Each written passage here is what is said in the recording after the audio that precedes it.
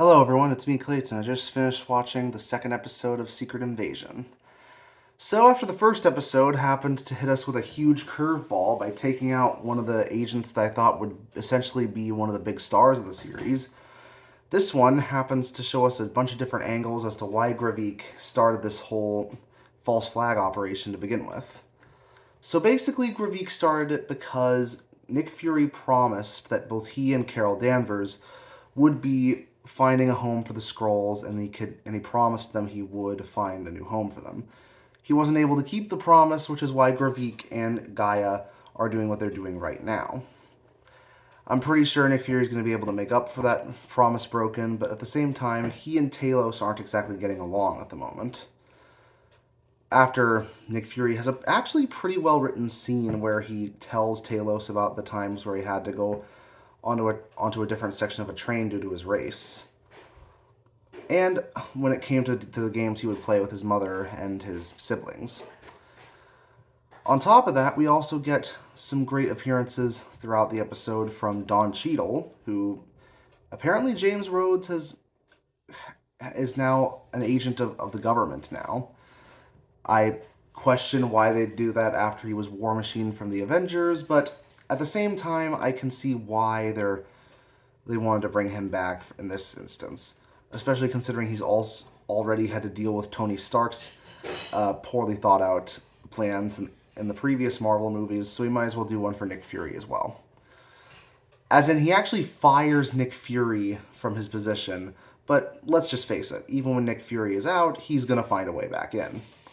And we're also introduced to Olivia Colman as Sonya Falsworth, a descendant of Falsworth, who was one of Steve Rogers' pals back in the First World War in the Marvel Universe. And while that Falsworth eventually ended up becoming Union Jack, Sonya Falsworth is basically a torture expert, as she happens to get the information she wants out of a Skrull by heating up his body and even cutting off one of his fingers. Granted, the language and the plot did seem a lot more mature than most Marvel movies at this point, but some of this stuff from the torture scene was out of a rated R movie. I was pretty surprised that they were able to get away with some of that stuff.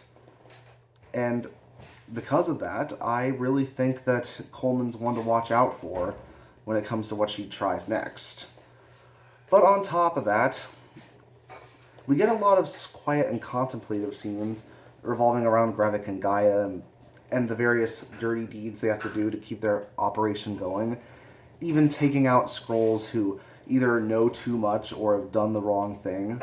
And we also have Nick Fury trying his best with this scenario, even when all of his resources from the US government are being taken away from him one by one. But, as we've seen from the comics and the other movies, Nick Fury is still effective even when you take all his toys away. Though I will say there were some bits of dialogue that did seem a little childish at this point. Granted, the Marvel style of humor has been around for all the Disney Plus shows, but it especially feels out of place here because of the darker tone and the darker content that's put in here.